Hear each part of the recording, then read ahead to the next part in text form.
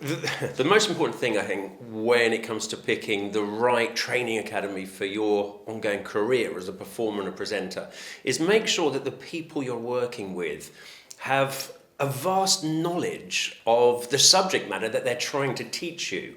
So it's all very well if you want to be a shopping TV presenter, then work with a shopping TV presenter and they'll have that knowledge to pass on to you. But that's not really the ethos here at TV Training. We have been here for like 20 years, and the actual media trainers that I bring on board are people who are at the top of their game in various aspects of television. So it's not just one small section. We've got people who are BAFTA-winning directors, who have been in the game, BAFTA-winning producers who have worked for BBC, for ITV, for Channel 4, for Amazon Prime. We have people who have worked on Sky News for 7 years, on Al Jazeera. So they have first-hand experience of various aspects. People who have directed at the BBC on Country File.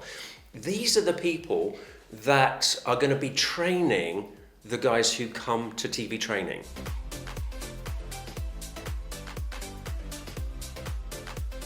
And it absolutely has to be, because that is your brand as a performer, as a presenter. It is your unique selling point, is your expertise, is the area that you want to specialize in.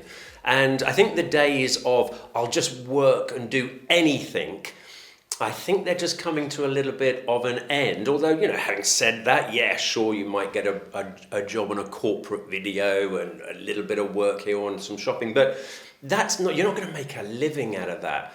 And I think you need to specialize in what you're good at, in what you're interested in what you have a knowledge in. And we have the people from every aspect of television. And I'm not talking about somebody who's a runner on the studio floor saying, oh yes, we've worked with all the top stars on X Factor and we've worked with this presenter. Okay, yeah, but as a runner on the studio floor. I'm talking about people who have won real industry awards for directing, for presenting, and presenting in specific areas as well. Now that's the combined knowledge of the team that we have here at TV Training. And I truly believe that it is, without a shadow of doubt, the best media training team in the country.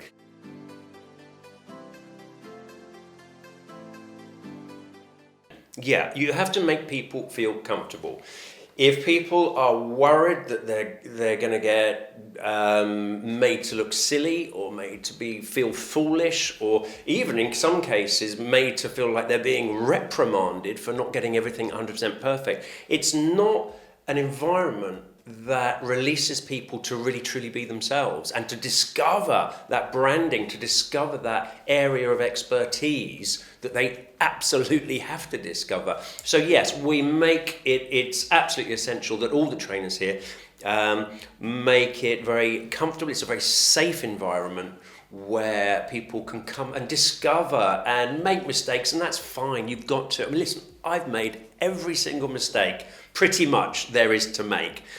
So surely that's a good qualification to let people know not to do it or how to avoid it or how to overcome it. If I hadn't made all those mistakes, how would I be able to advise anybody?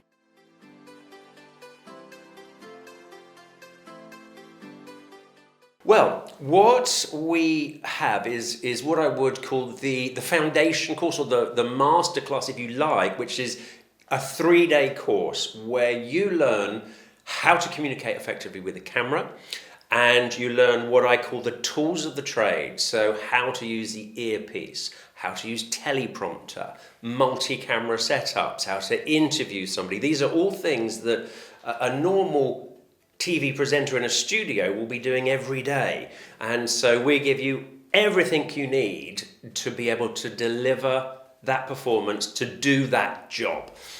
Now, over and above that then, There are specialist courses. So some people want to be news readers or news broadcasters. So we have some of the top people in the industry with years of experience in news reading, in news broadcasting, and they will come in and give us a day in the studio, giving techniques, tips on how to do it, practicals, preparation, everything that you need to know intellectually, and some practice, and then we go out and do an actual shoot, a real shoot with a real story, with a real director, and you get that real hands-on experience of what it's actually like to go out and be a journalist, be a news or current affairs reporter. So that's just the news broadcasting one. There's factual entertainment. So we have our director from Countryfile who will come in and he'll do a similar sort of course, but for people who want to do Countryfile type things. And then it might be you want to be a children's TV presenter. Well, guess what? We've got an experienced director, in fact BAFTA winning, as I said before, who will come in and show you how to bring a puppet alive, if that's what you're doing, how to actually talk to the camera like it's a child, but don't talk to it like it's a child because they don't like that. So there's all sorts of extra bits on top of that foundation that we have specialist people to come in. And then, as you say, the business side now is just becoming more and more and more, because people need to be able to communicate effectively on camera, to get sales messages, to get corporate messages, internal communication. A lot of it is now being done on video for CEOs, managers, directors, and these people are experts in their field. You put them in front of a camera, however, sometimes they look a little bit like they're lacking in confidence, a little bit like they're lacking in assertiveness or the authority they need to just continue doing what they do off camera. The camera does funny things to people, and that's where our courses come in and help business people too. I've heard you say many times, find the presenter in you. And there's this thing that I suspect happens a lot when people go on TV presenter courses, and I've seen it myself. They put a lot of pressure on themselves to be a particular way. Is it the case that actually you have to then peel back the layers to find the real person underneath, and that the trainees very often find that they're putting the pressure on themselves? It's actually easier than they think. They're working too hard a lot of the time. And that's exactly what they do. They have preconceived ideas of what a presenter should say, or how a presenter should stand or look or sound even. Their voice changes. And so they put all this work in to become this image of a presenter that they have in their head. And actually, it's so much easier than that, because it is about just being yourself, but with that energy, that passion, the enthusiasm for the subject matter. It's difficult sometimes to do that because you have to be brave. You have to be brave enough to go, this is me. Warts and all, I'm not perfect. And that is where the nerves come in sometimes. And again, that's what we can help people overcome when they suddenly figure out that when they are genuinely just being themselves, they are accepted and they're good enough and they're everything they need to be without putting on this act.